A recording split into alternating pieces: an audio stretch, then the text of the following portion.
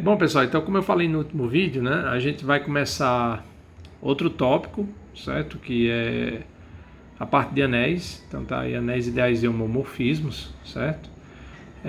Então vamos começar com a definição, depois falar de alguns exemplos.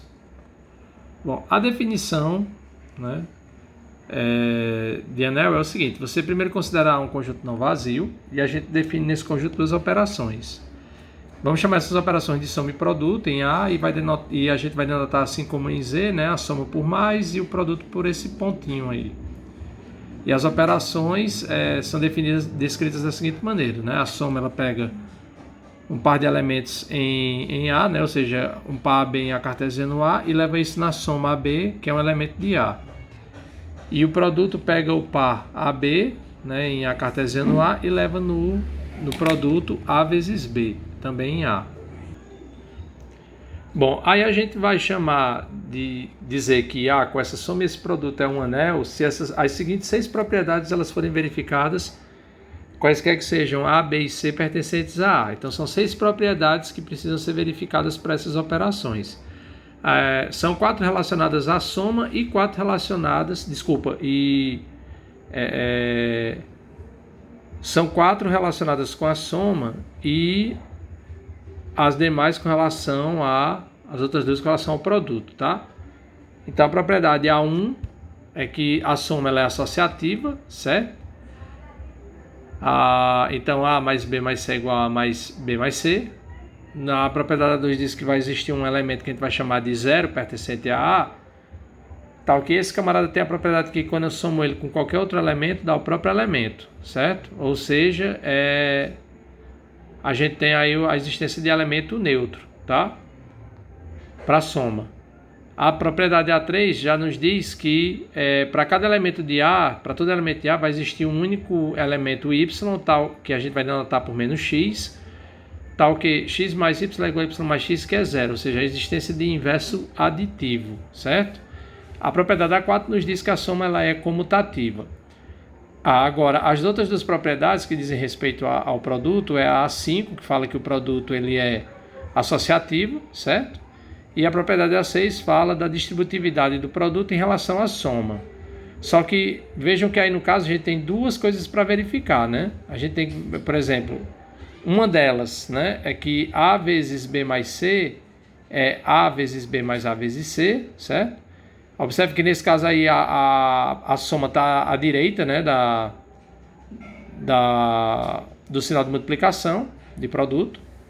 E a outra é que A mais B vezes C é igual a A vezes C mais B vezes C. Então, nesse caso, a soma está à esquerda, né? Então, a primeira propriedade que deve ser satisfeita a gente chama de distributividade à esquerda, né, e distributividade à direita, fazendo menção aonde está o termo lá no produto que a gente vai multiplicar, né, pela soma, certo? Pronto, então, se satisfizer essas 6 propriedades, a gente tem o que a gente chama essa estrutura, né, o conjuntuar com essas duas operações satisfazendo essas 6 propriedades de anel. Aí, se adicionalmente forem satisfeitas algumas outras propriedades, a gente vai mudando esse nome, vai acrescentando mais alguma coisa ao nome, tá? A primeira é a propriedade A7, né? Se adicionalmente essa propriedade A7 for válida, existe um elemento que a gente vai chamar de um pertencente a A, esse 1 é diferente do elemento neutro, tal que x vezes 1 é igual a 1 vezes x, que é x. Para todo x, a gente vai dizer que A é um anel com unidade, 1, tá? Mesmo que, dependendo do conjunto, essa unidade, claro, não vai ser esse número 1, mas é uma simbologia que nós vamos adotar para tal elemento, certo? Se agora o anel A, com a soma e o produto, satisfaz a propriedade A8, né, para todo x em y em A, a gente tem que x vezes y é y vezes x, a gente fala então que A, com a soma e o produto, é um anel, né, satisfazendo essa outra propriedade, é um anel comutativo, tá? Claro, aqui na 7, a 8, a 9 e a 10, a gente está falando da questão daquelas 6 propriedades adicionadas de cada uma delas. No caso da 7, se for junto com ela, no caso da 8, se forem as 6 junto com essa, tá? Se ocorrer a propriedade A9, que nos diz que para dois elementos quaisquer de A, se a gente tiver que esse produto dá zero, dá um elemento neutro, implica que ou X é um elemento neutro ou Y é um elemento neutro, a gente diz que A é um anel sem divisores de zero, tá? E se A com a soma do produto for um anel comutativo, com unidade e sem divisores de zero, a gente vai dizer que ele é um domínio de integridade, certo? Se além das 6 essas 3 ocorrerem, a gente dá esse nome.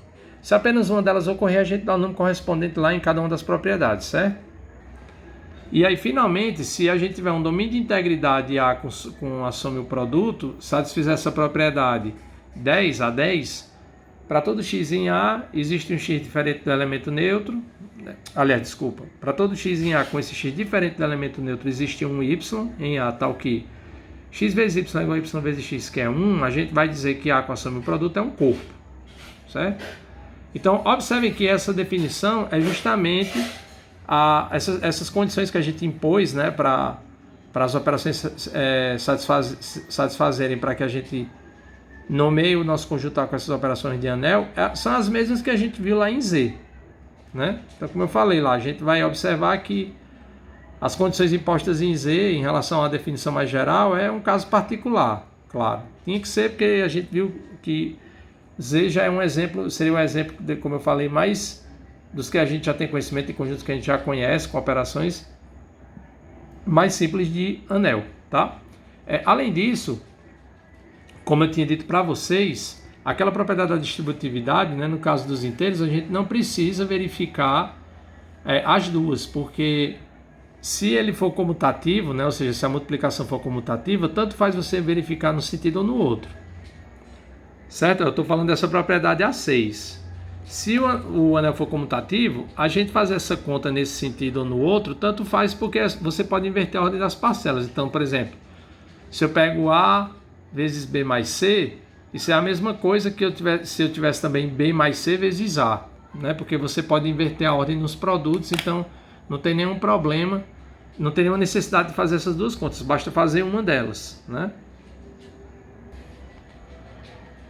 Bom, aí tem alguns exemplos de anéis, né? Porque nós comentamos sobre esses conjuntos no capítulo anterior, com a exceção do Z raiz de 2 e Q raiz de 2, que eu vou falar sobre esses camaradas nas listas de exercícios, certo? Mas o livro, eu acho que ele comenta justamente porque colocou nos exercícios. Então ele diz que ele pede para a gente observar que todos esses conjuntos são anéis comutativos, com as devidas operações de soma e produto usuais, né? E os únicos anéis dessa lista que não possuem unidade são os NZ, são os múltiplos de N, tá? Os NZ, que são os múltiplos de N, se a gente for verificar aquelas condições lá da definição para soma e produto usual de números inteiros, vai ser um anel, será um anel para todo N, mas ele não possui unidade porque para qualquer N inteiro, o 1 não é múltiplo dele, né? Então 1 não vai pertencer a esse conjunto, então ele não vai ter unidade, né? Porque você pegar um número inteiro qualquer e multiplicar por um outro, sendo a multiplicação usual, de modo que essa multiplicação desse próprio número, esse outro número teria que ser 1, tá? Onde o n é maior ou igual que 2, certo? Então ele dá até um exemplo aqui do A igual a 2z, que é o anel dos inteiros pares, que não possui unidade, certo? Ele fala que os únicos anéis que possuem divisores de zero dessa lista acima são o Zn, como a gente provou, né? Na última aula no teorema a gente provou que o Zn, quando o n não é primo, ele tem divisores de zero. Agora, para Z isso não ocorre, para Q, para R, C, e para também a gente pode provar que esses dois camaradas também não, porque esse daqui ele é um domínio e esse outro a gente prova que é um corpo, tá? Nos exercícios. Aí ele dá um exemplo aqui, por exemplo, no caso do Z6, que é dado por esse conjunto, por essas classes. Se a gente pegar, por exemplo, 2 barra vezes 3 barra, isso vai dar o quê? Pela operação de produto que a gente definiu. Isso aqui é a classe formada pelo produto pelo representante que é o produto 2 vezes 3, ou seja, a classe do 6 barra, que é igual a 0 barra, certo?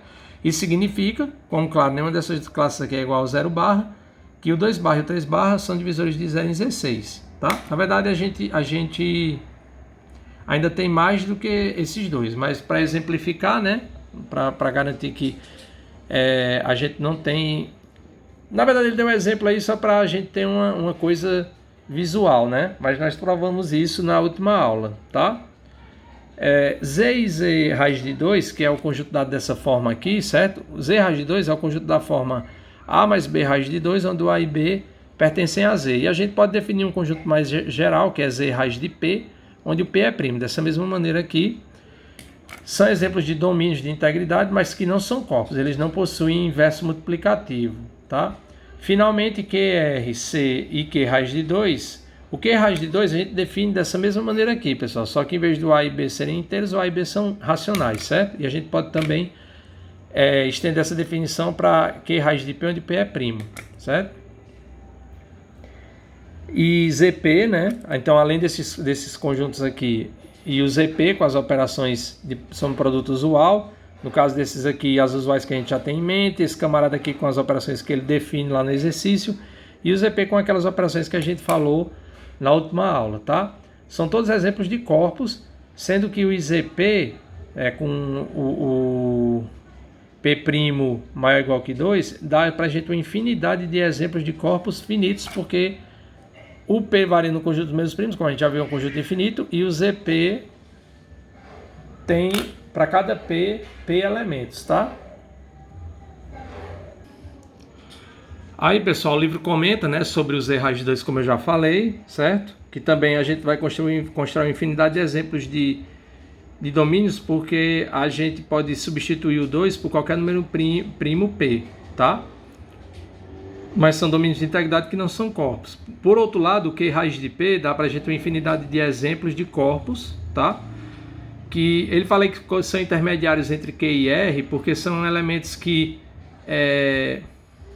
não são racionais, né? Porque quando a gente soma raiz de P com P' é irracional. Então, quando a gente soma um número racional com um número irracional, porque quando a gente pega um número racional e multiplica por um número irracional, dá um número irracional. A soma de um número racional com irracional dá um número irracional. Então, os elementos desse conjunto aqui, bem como do Z raiz de P, com P', são números irracionais. No caso do Q raiz de P, ele diz que é um corpo intermediário entre Q e R, porque os elementos desse camarada, todos os elementos de Q estão contidos aqui. Basta a gente pegar o B igual a 0, tá? E ele é um subconjunto. Então, o Q está contido aqui. E esse conjunto, por sua vez, ele está contido em R, porque são números irracionais, mas obviamente não são todos os números reais. É por isso que ele fala que é intermediário, né? Porque o que está contido nele, por sua vez, ele está contido em R, certo? Aí ele até esboça aqui a questão de que para um elemento nesse conjunto, né, diferente de zero, o inverso multiplicativo é esse. Então ele já dá até uma pista para a gente quando a gente for resolver o exercício correspondente de como fazer essa conta, tá? Se for igual a raiz de menos 1, pertencente aos complexos, então Z I, que é formado pelos números dessa forma aqui, tá? Onde desculpa, é aqui, o A e o B são inteiros, vai ser um domínio de integridade tal que Z está contido em Z e I está contido em C, tá? Essa inclusão é imediata porque, de novo, Z está contido aqui porque é só pegar o B igual a 0. E todos os números aí são números complexos, desde que o B seja diferente de 0, portanto, esse conjunto está contido em C. Da mesma forma que I é um corpo, né, tal que está contido em QI, está contido em C. E também a gente observa que o R, se a gente pegar os reais, o conjunto RI, da mesma maneira, né, só que agora é A mais BI, onde o A e o B são reais, a gente tem que justamente esse camarada aqui é o conjunto dos mesmos complexos, que por sua vez é um corpo, né, com as operações de soma e produto. Aqui no caso ele omitiu isso, pessoal, mas ele está falando que é corpo, domínio, né, considerando as operações de soma e produto, tá?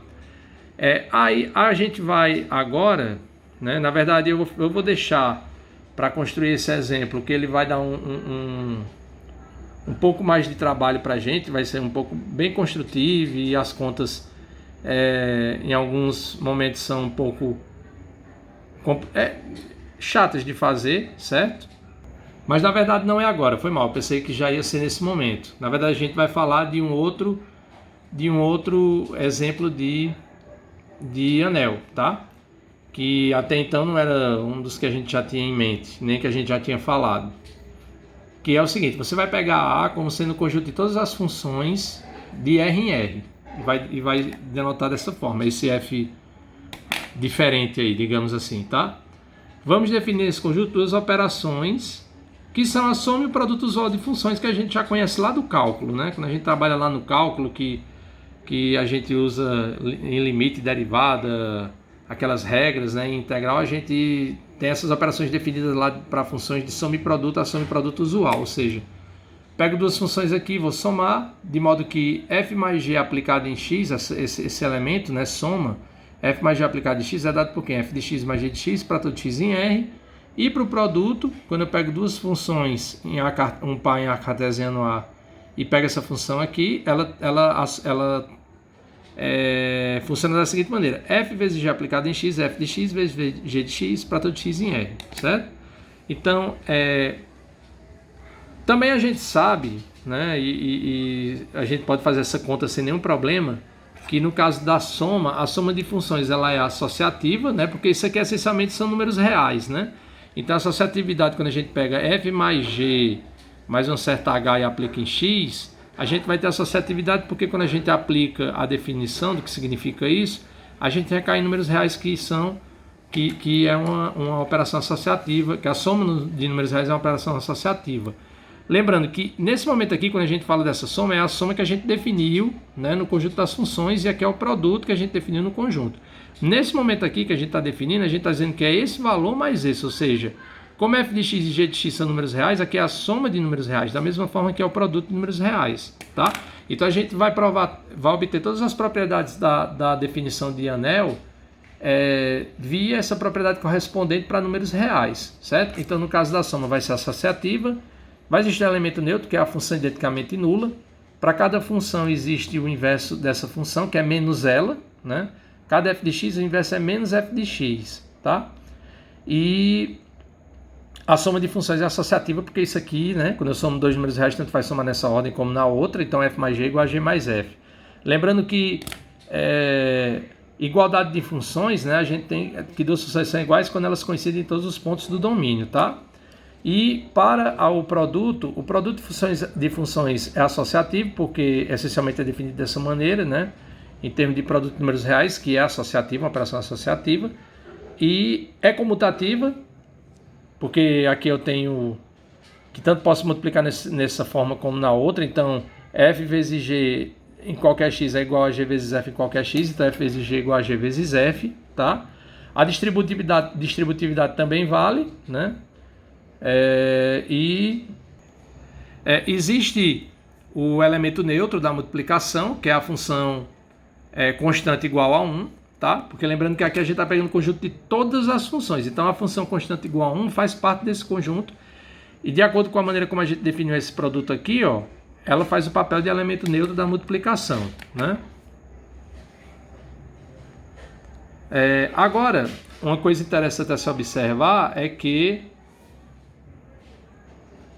nesse conjunto de todas as funções com essas operações, né, então ela vai ter com isso, esse conjunto vai ter uma estrutura de anel comutativo com unidade, foi o que a gente acabou de observar com esses comentários que eu fiz, mas esse conjunto não é um domínio de integridade. Para isso a gente vai exibir exemplo de duas funções que nenhuma delas é a função nula, mas que quando a gente multiplica essas funções,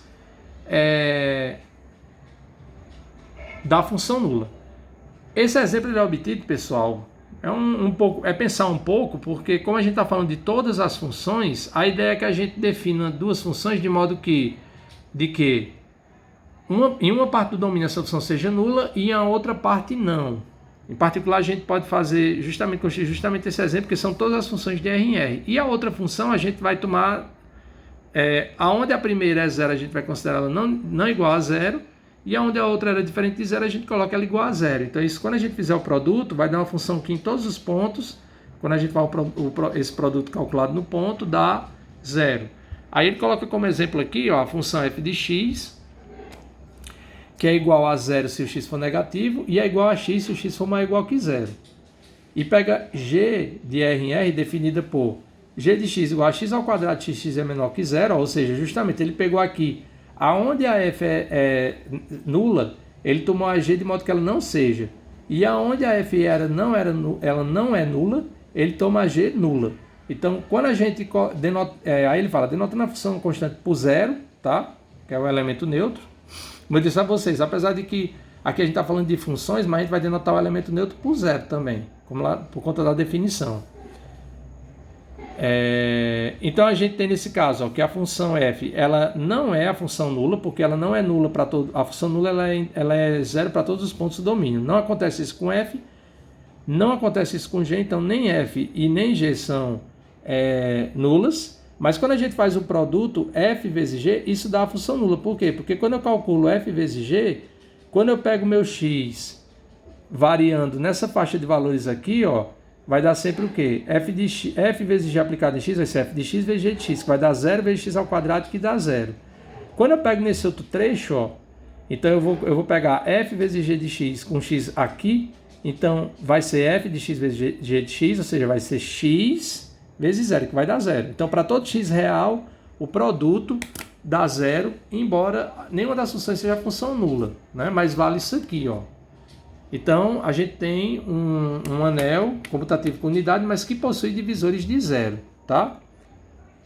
E, consequentemente, como ele possui divisores de zero, pelo que eu comentei na última aula, esse conjunto ele não pode ser, esse anel, né, ele não vai poder ser um corpo, porque se ele fosse um corpo, a propriedade 10 lá fosse satisfeita, a 10, a propriedade A8 teria que ser satisfeita também, que não é o caso aqui que a gente acabou de exibir um exemplo disso, né, de que existe divisores de zero nesse conjunto, com essas operações, tá?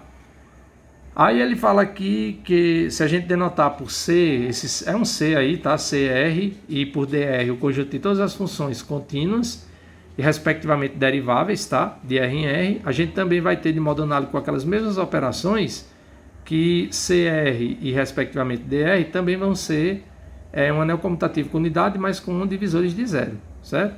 Então vai acontecer a mesma coisa, essencialmente as verificações são as mesmas, tá?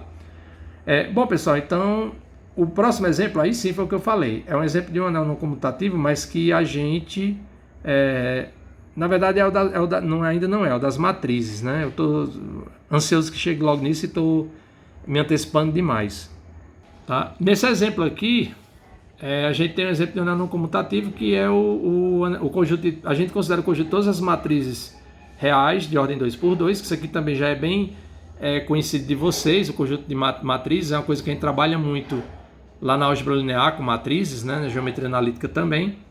Então esse conjunto, certo? Com as operações, aí ele só remonta aqui o que significa uma matriz, fala da igualdade, né, que duas matrizes são iguais quando os elementos de mesma posição são iguais, tá?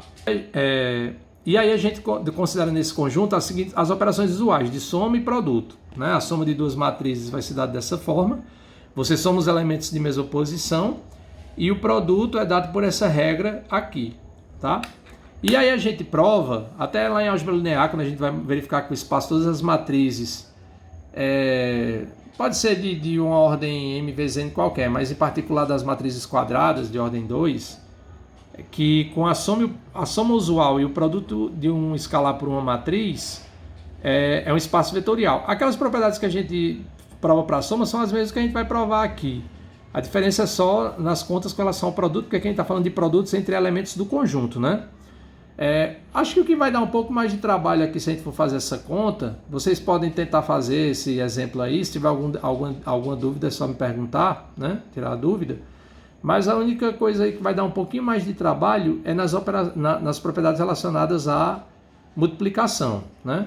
Porque, por exemplo, esse conjunto com a operação de soma e produto, a soma de matriz é associativa, é comutativa, possui um elemento neutro, que é a matriz nula de ordem 2, né? E para cada matriz, basta pegar a matriz, para cada matriz A, a gente pega a matriz menos A. Ou seja, se eu tenho uma matriz dada dessa maneira, eu pego a matriz em que cada elemento em uma posição eu pego como sendo menos esse aqui. Eu pego a matriz menos A, menos B, menos C, menos D, e ela é o inverso aditivo da matriz ABCD, dessa aqui, tá? Aí, com relação ao produto, é que vai dar um pouquinho de trabalho em relação à conta, porque multiplicação de matriz, até pela regra que a gente define, é um pouco chato de trabalhar. Mas aí você vai ter que mostrar só que o produto de 3 matrizes, nesse caso de ordem 2, é associativo e que vale a distributividade, né? É claro que o produto de matrizes não é comutativo em geral, né? E também, esse é um exemplo também muito bom da gente encontrar elementos do conjunto que quando eu multiplico eles não são a matriz nula, mas o produto deles dá a matriz nula, ou seja, é um outro exemplo, além de ser um anel não comutativo, porque a multiplicação de matrizes não é comutativa, também é um exemplo, mais um exemplo de anel com divisores de zero, né? E menos ainda, para todas as matrizes de ordem 2 vai existir, como já não tem divisores de zero, não vai ser corpo, mas obviamente também não vai existir elemento inverso para qualquer matriz de ordem 2, tá? Isso aí vai acontecer, por exemplo, existe elemento inverso quando a gente vai falando de matrizes invertíveis, né? Matrizes com determinante diferente de zero. Mas nesse caso, como vai existir o inverso, obviamente não vai ter divisores de zero. Então é um caso bem específico, né? E a multiplicação tem unidade, né? Que é a matriz diagonal 1, 1, 0, 0. Isso aqui faz o papel de elemento neutro lá da multiplicação. É só a gente fazer essa conta aqui, né? Pega uma matriz qualquer, multiplica por essa camarada, nesse sentido ou no outro, e isso aqui vai dar a própria matriz ABCD, tá? Aí, como eu tinha dito, ó, ele pede para observar que se a gente pegar a matriz XA, que é dada por isso aqui, ó, e a matriz, aí no caso quando ele pega XA, XB, é a matriz onde eu tenho aqui 0, 0A, e a outra seria 0B, 0A, 0, 0 e 0B, 0, 0. O A e o B diferentes de 0. Se a gente fizer esse produto, dá igual a matriz nula, que é o elemento neutro da soma, certo? Então observe que nenhuma das duas matrizes é a matriz nula, mas o produto delas deu uma matriz nula, ou seja, ele possui uma infinidade, porque esse A aqui é um número real, qualquer que seja o número real A diferente de 0, e aqui qualquer que seja o número, mudando aqui por B, né, XB, real diferente de 0. Então a gente tem uma infinidade de exemplos que nos dão de divisores de... Tem uma infinidade de divisores de zero, melhor dizendo, né? Uma infinidade de elementos para os quais esse produto aqui dá a matriz nula sem que nenhum deles seja o elemento neutro da soma, tá? Aí, em particular, né, a gente tem que, se eu pegar lá a mesma matriz, né, se eu pegar XA e XB como sendo a matriz XA também, eu tenho que a matriz XA vezes ela, que seria a matriz XA ao quadrado, vai dar isso também, que é o elemento neutro. Ou seja, no caso do conjunto das matrizes quadradas de ordem 2, se a gente considerar essa equação aqui, a equação x ao quadrado igual a zero, né, o x é uma matriz de ordem 2, isso aqui possui infinitas soluções. Então já é uma coisa interessante de se observar, porque essa equação lembra o que seria um polinômio para a gente, né? Seria a gente calcular as raízes do polinômio x ao quadrado nesse conjunto. E a gente pensaria, bom, mas um polinômio de grau 2 não tem só no máximo duas raízes? Quando a gente fala disso, isso nos complexos, né? Tem no máximo duas raízes. No caso dos complexos vai ter duas raízes, enfim. Mas quando a gente está falando, quando a gente fala em geral, num conjunto em geral, né, que não é um corpo, como é o caso de C e R, a gente pode acontecer situações como essa, tá? Assim como pode ter outros polinômios que têm uma infinidade de soluções, de raízes, tá bom? E por último, né, ele pega essas duas matrizes, ó, multiplica nesse sentido, dá isso, e multiplica no sentido contrário, dá isso aqui. Então, só para exemplificar, mas como a gente já sabe, que a multiplicação de matrizes é uma operação que não é comutativa, tá?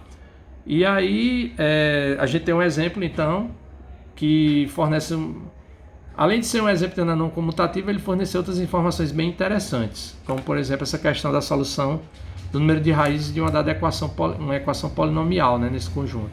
E a gente, quando for falar de polinômio bem mais à frente, a gente vai retornar a situações desse tipo, porque lá vai ser uma definição bem geral de polinômios, tá? Esse exemplo ele pode ser generalizado, certo? Para um conjunto de matrizes quadradas de ordem qualquer. Só que aí vai dando mais trabalho em relação principalmente ao produto, mas a gente pode generalizar.